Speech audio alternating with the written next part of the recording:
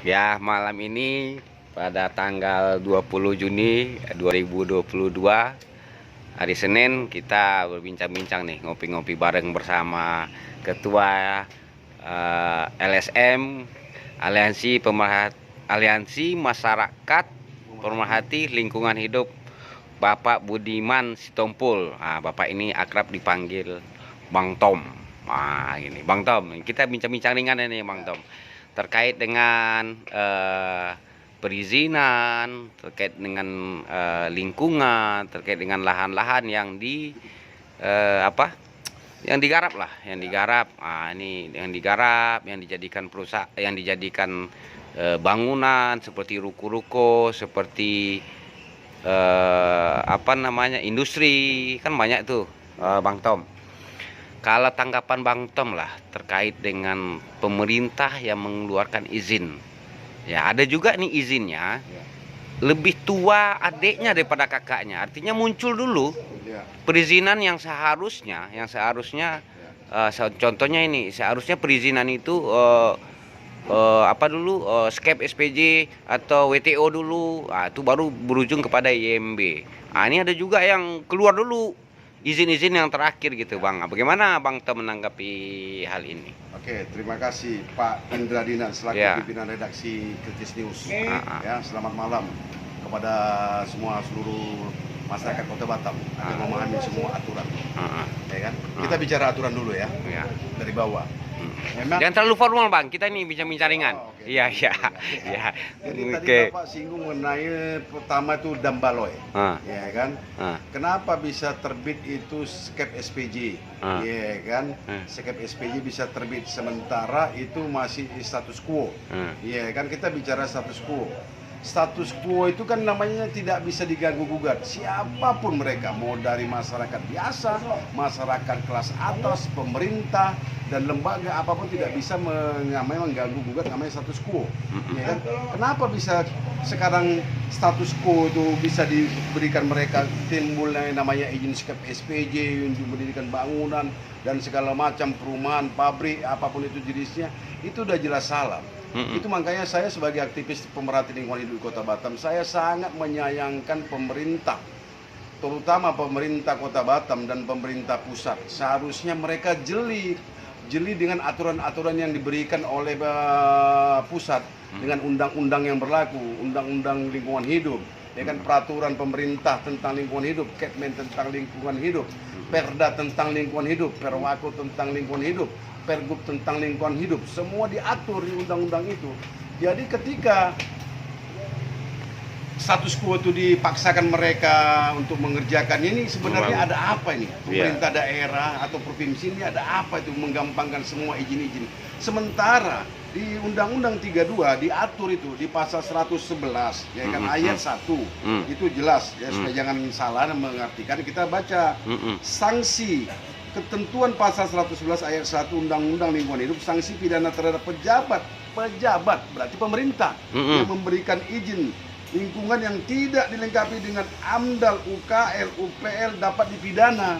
Pidana 3 sampai 3 tahun dan denda 3 miliar.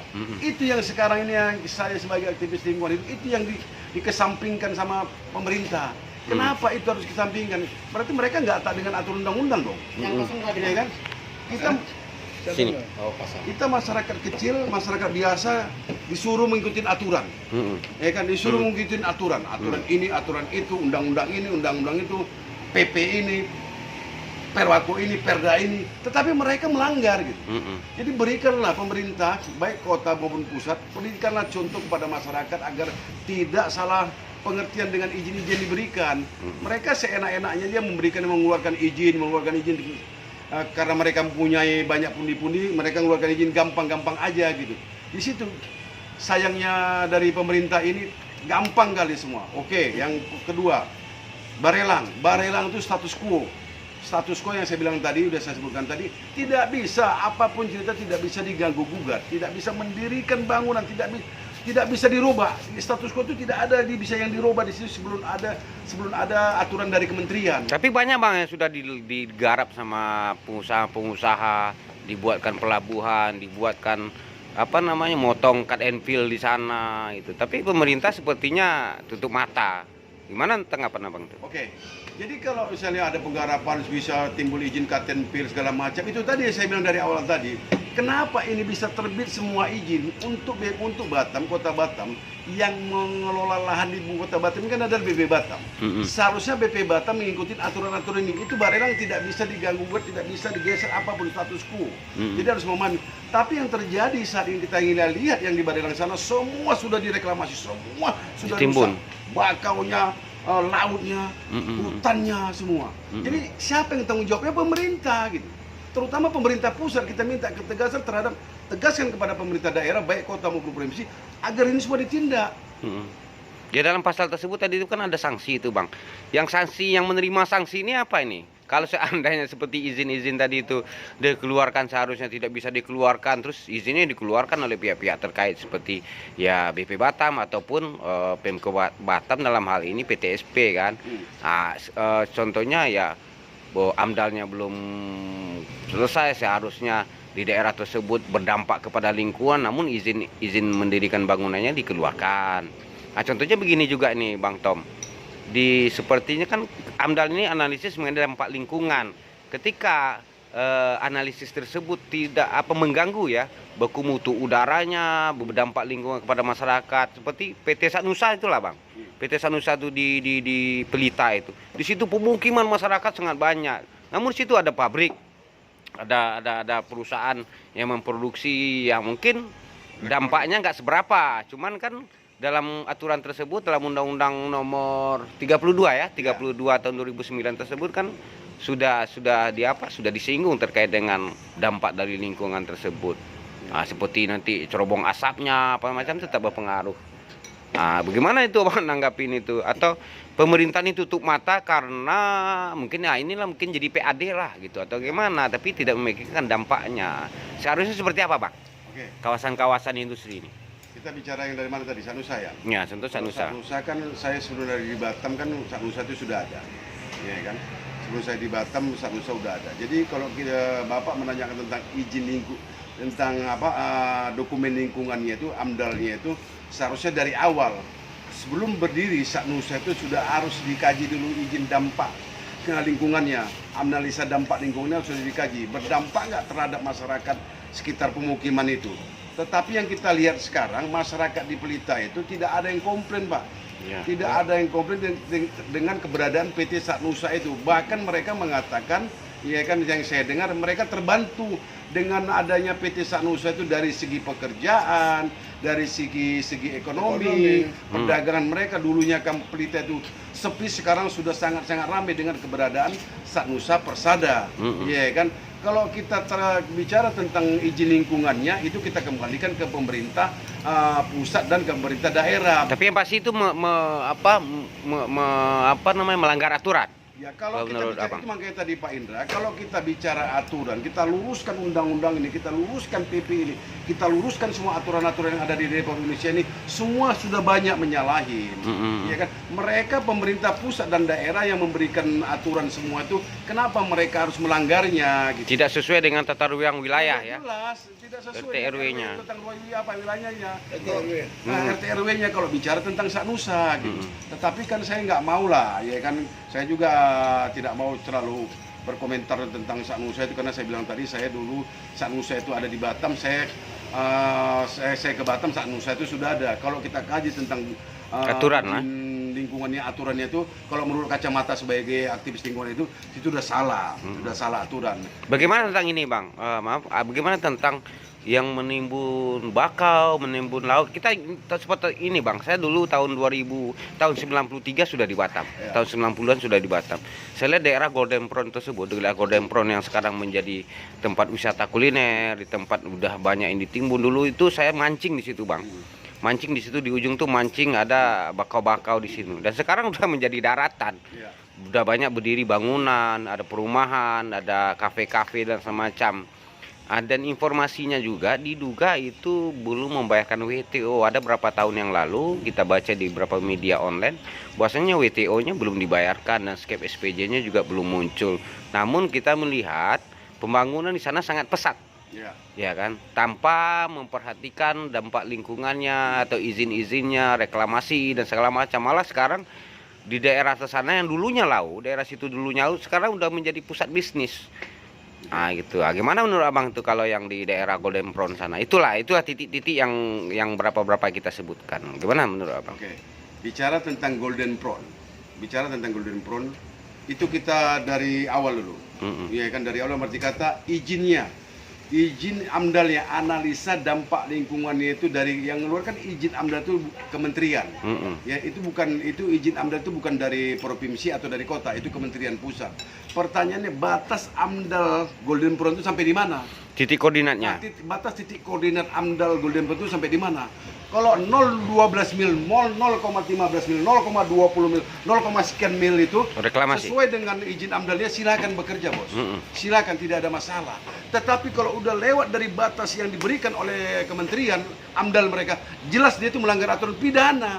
Pertanyaannya sekarang, kenapa pemerintah daerah, ya kan, kota Batam dan provinsi nggak bisa mengambil tindakan terhadap pengusaha Golden Prawn? Sampai sekarang ini yang informasinya mereka tetap melakukan penimbunan.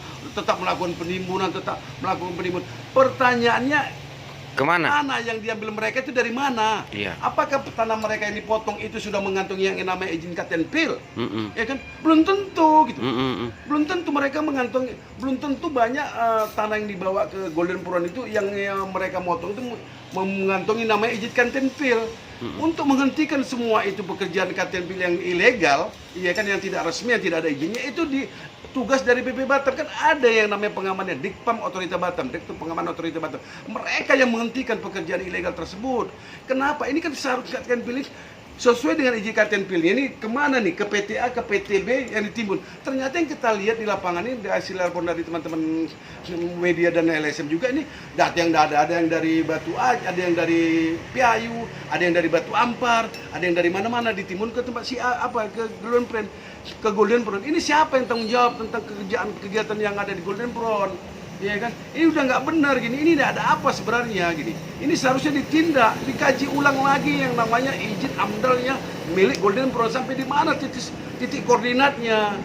Ya kan, kalau misalnya dia menambah itu harus direvisi, dikaji ulang lagi izin AMDAL-nya gitu. Berarti itu udah pidana itu, Bang? Ya, kalau dia melanggar ya pidana, bos. Iya. Iya kan? Pidana, gitu. Di pasal 3 di Undang-Undang nomor 32 itu. Iya, udah jelas pidana di pasal 98. Udah jelas pidana gitu. Yang ini dia ada izinnya, ya kan? Di lokasi ada izin, di lokasi B nggak ada izin, dia timbun memakai izin ini. Persoalan ini udah masuk nggak ke izin AMDAL yang ini gitu? Kan nggak masuk kan? Ya kan, ini makanya kita minta lah kepada pemerintah pusat dan pemerintah daerah, penegak hukumnya, dinas lingkungan hidupnya, ini tolong semua instansi turun ke Golden Prawn. Iya kan? Ini seperti ini pembiaran, Bang, ya? Ya jelas dong. Ya kan, ini jelas. Apakah ini merugikan negara ini, Bang? Pak, kalau jelas perizinan yang mereka tidak terpenuhi, tidak ada legalitasnya, jelas merugikan negara. Dan ya, kalau seandainya WTO juga daerah, berarti kan tidak ada income untuk negara, pendapatan daerah. Gravitasi nih. Daerah kan bagian dari negara. Kalau dia bayar ke semua perizinannya, dokumen lingkungan dan dokumen apa nih, dia belajar dia bayar, dia terpenuhi semua, kan masuk PAD. Iya, benar. PAD itu untuk membangun kota Batam yang kita lihat sekarang. Pak Rudi membangun jalan bagus. Dari mana dunia kalau nggak dari PAD, pendapatan asli daerah kota Batam? Ya, termasuk dari WTO tersebut. Izin-izinnya, pajak-pajak dan segala macam. Gitu. Tapi Abi kan lo bantu pilkada. Jadi menurut Bang Tom, instansi terkait seperti BP Batam, Pemko Batam atau Polda Kepri dalam hal ini Krimsus tutup mata atau apa? Apa sebenarnya ini menurut Ya, Abang? kalau saya Dalam bahasa pasarnya lah. Kalau saya lihat enggak tutup mata, mereka kan punya mata.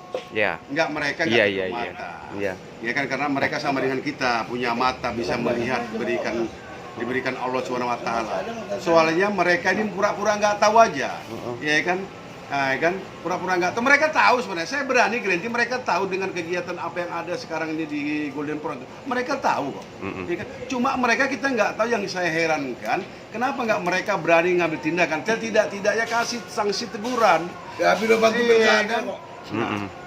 Setidaknya berikan sanksi teguran. Itu makanya saya minta, saya sebagai pemerhati lingkungan hidup, janganlah dipilah-pilah. Jangan karena si A ini punya duit, lantas izinnya suka-suka hati. Jangan si B nggak punya duit, dia mulai izin lengkap tapi dipersulit. Itu yang nggak mau. Pak Jokowi bilang, Presiden Republik Indonesia Pak Jokowi ngomong di media cetak, di media TV, di media online, di media cetak, seluruh media, dia ngomong tidak ada sekarang untuk mempersulit perizinan untuk pengusaha-pengusaha baik PMA maupun lokal. Yang penting ikutin aturan yang berlaku di Republik Indonesia ini. Harapan apa ini untuk pemerintah ini? Ya, pemerintah atau bisa terkait dengan harapan ini? saya pemerintah khususnya Kota Batam dan Kepri tegaslah untuk mengambil tindakan ketika ada pelanggaran lingkungan, baik pelanggaran kecil maupun pelanggaran besar. Tegaslah ketika di pelanggaran ringan berikan sanksi administrasi. Apa itu pembinaan, perbaikan, pemulihan. Bila 1 kali 2 kali mereka tahu juga melanggar, cabut izinnya. Kalau sama sekali nggak ada izin-izinnya semua itu, berikan sanksi apa? Pidana sesuai dengan Undang-Undang 32 yang berlaku di negara kita, Bos. Oke, benar. Mudah-mudahan pemerintah lebih baiklah ke depan ini. Iya. Dengan Saya juga berharap gitu. Saya juga berharap pemerintah Kota Batam dan Kepri, ya kan, untuk kedepannya lebih bagus lah. Ya kan, lebih memperhatikan lah. Ya kan, aturan-aturan itu. Jadi negara kita ini berdiri kan kalau nggak punya undang-undang, Pak, nggak punya aturan ini, hancur, Pak. Koboi. Benar-benar. Ya kan? Oke. Dibuatlah undang-undang supaya masyarakat Indonesia ini memahami, mengerti tentang aturan-aturan tersebut. Ya kan? Contoh hal terkecil, kita bawa kendaraan, kalau nggak ada SIM kita kena tilang. Kalau ada SIM kita, tapi kita melanggar perboden atau tidak memenuhi seperti persyaratan di kendaraan undang-undang lalu lintas itu, spion, nggak pakai helm, kena ditilang, kena didenda administrasi. Ya, seharusnya pemerintah juga memperlakukan seperti undang-undang lalu lintas. Tadi, tidak ada Pak, spion. Ya kan, lampunya mati, SIM nggak ada, seharusnya ditindak ya, ya Bang. Gitu aja, Oke, gitu. mudah-mudahan menjadi harapan lah, menjadi kedepannya dan tegaslah pemerintah untuk Itu dia saya kedepannya. minta. Oke, terima kasih Bang Tom, terima kasih.